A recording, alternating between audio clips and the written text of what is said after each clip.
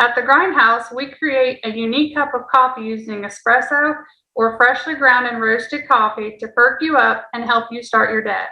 We handcraft each coffee with care using the freshest ingredients to make sure it meets the quality you expect and want. The Grindhouse is located at 1010 Jefferson Street in Greenfield, Ohio, where you can eat in or take out.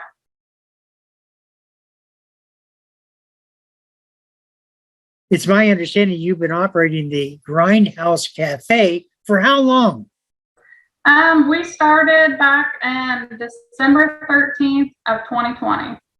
Of 2020. And that's right when the COVID-19 was really hitting a high mark.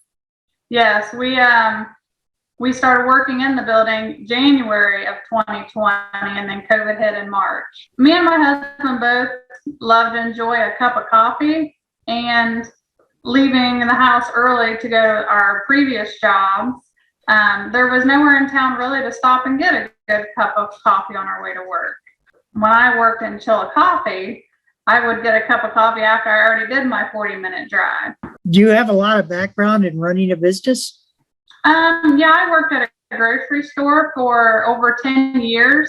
I was an assistant manager for 3 years, and then customer service manager for a couple of years. So, and then my husband, he ran a safety business, environmental safety.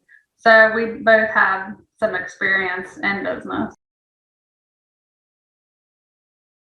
So during the COVID-19, what have been some of your challenges? Right now is supplies, just getting like cups and lids, and just trying to keep food in there that is close to the favorites that people enjoyed.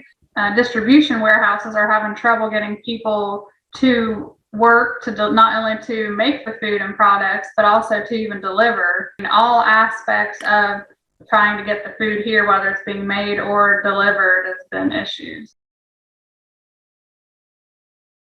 And I know that you have a variety of different espresso coffees. Do you find that there's 1, 2, or 3 different flavors that people really enjoy and will order the most? The most is the caramel macchiato. People really love the salted caramel, and then the hot mochas.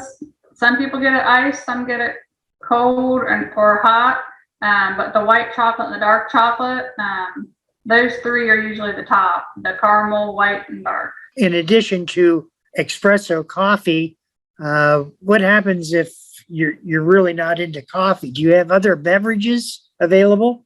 We do. We have the chai tea, which is a nice vanilla spice warm drink. You can also get it iced if you prefer it cold. And we also have hot brewed tea in a variety of flavors. We do have donuts, and we also have muffins, apple turnovers. We do have a variety of pastries there. We have a breakfast menu where you can get a croissant or biscuit sandwich, and then we have a lunch menu. We have the paninis, grilled chicken, breaded chicken, barbecue brisket. So we do have a variety of breakfast or lunch options. You're also working with one of my associates, Melissa Carter, with the Small Business Development Center. How did you and she get in contact with each other? My husband reached out to her since we have went through ups and downs with just trying to get through the pandemic, trying to keep our employees on board, plus overhead and everything. He was just looking to see what kind of help there is out there for small businesses, whether it's, advertising or funding. Since this was our first big project where it took a lot of funds, to not only start it, but to keep it going. And especially during the pandemic, you have highs and lows on customers. 1 week you might be really busy, 1 week you might be really slow. So he was just looking out there to see, what is available in our area for small businesses. We'd like to stay open as long as we can, and we like to help our fellow small business owners opening up too, and let them know, if you're struggling, there are options out there. Running a business there's a lot of unexpected expenses. Have you found that the community has been very supportive of you? We have, a lot of downtown workers that come through and they help spread the word. Like there's a gentleman that comes from a factory for his lunch every day, and he spreads the word to his friends that work in other businesses in town. And so, yeah, there's a lot of good word getting spread around. People, like us and share us on Facebook, and commercial that we're making. Hopefully we can, get it out there and bring more awareness. Because our shop's tucked back a little bit. So a